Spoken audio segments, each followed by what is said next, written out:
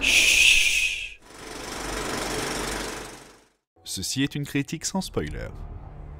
Alors que Tony Stark tente de lancer un programme de maintien de la paix jusque-là suspendu, les choses tournent mal et Iron Man, Captain America, Thor, Hulk, Black Widow et Hawkeye vont devoir à nouveau unir leurs forces pour combattre la création de Tony, le terrible Ultron, un être technologique terrifiant qui s'est juré d'éradiquer l'espèce humaine. Afin d'empêcher celui-ci d'accomplir ses sombres desseins, des alliances inattendues se scellent, les entraînant dans une incroyable aventure et une haletante course contre le temps.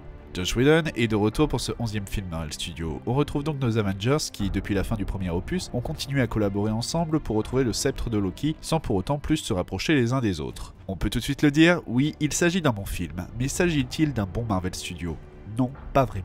Mais du coup, est-ce que Whedon arrive à reproduire le succès du premier épisode? Là, on touche à un des soucis du film. Cette sensation de revoir une grande partie des scènes d'Avengers 1, mais le tout en plus gros, plus long. Mais il désamorce la situation la plupart du temps en allant dans une autre direction. Le problème de vouloir faire plus grand, c'est que du coup, on se retrouve avec certaines longueurs qui m'ont fait sortir du film par moments. Et le pire dans tout ça, c'est de se dire qu'une heure de film a été coupée au montage par le studio. Ce qui se ressent aussi à partir de la moitié du film en créant des faux raccords étranges, comme par exemple un Captain America disant qu'il doit partir voir quelque chose, mais qui est présent avec le reste de l'équipe dans la scène suivante.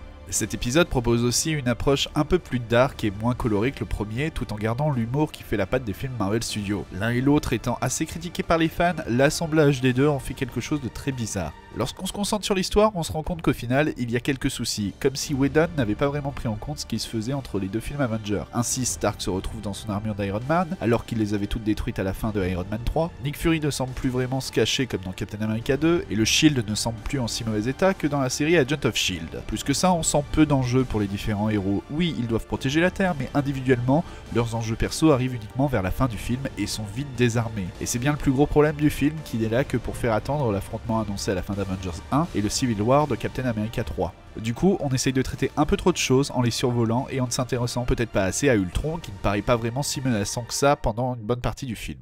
Attention, malgré tout ça, le film a d'énormes qualités, comme son casting constitué d'acteurs tous au top de leur jeu, avec chaque personnage ayant son moment de gloire et étant bien mis en avant avec un background bien développé pour tous. Même Hawkeye, personnage malmené du premier épisode, retrouve ici sa superbe au point de devenir le personnage que j'ai préféré. Visuellement, le film est au top de ce qu'on fait aujourd'hui, offrant des scènes tout droit de sortie des meilleures planches des comics. En tant que premier blockbuster de la saison, Avengers l'ère d'Ultron nous offre notre dose de combat très bien chorégraphié, de répliques cinglantes, de moments drôles mais servant toujours d'introduction à quelque chose d'autre, en somme, du grand divertissement. Avengers 2 est donc un très bon blockbuster qui plaira aux gens ayant aimé le premier film. Attention simplement de ne pas mettre trop d'attente dans le film, qui porte son rôle de film de transition entre la phase 2 et 3, sans être le plus fabuleux de la saga. Et malgré ses quelques défauts, c'est avec plaisir qu'on retrouve ces personnages qui nous font vibrer tous les ans.